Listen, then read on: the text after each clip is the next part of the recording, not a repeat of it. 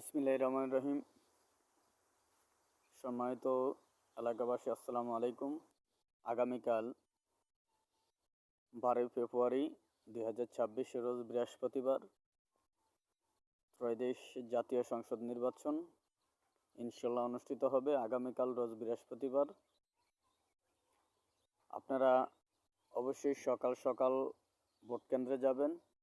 সকাল 7:30 থেকে বিকেল 4টা 4:30 পর্যন্ত ভোট গ্রহণ হবে। ইনশাল্লাহ আপনার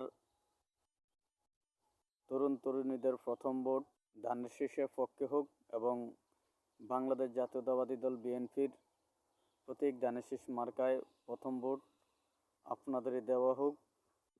আগামীকাল রোজ বৃহস্পতিবার আপনারা সবাই অবশ্যই সকাল সকাল ভোট কেন্দ্রে যাবেন,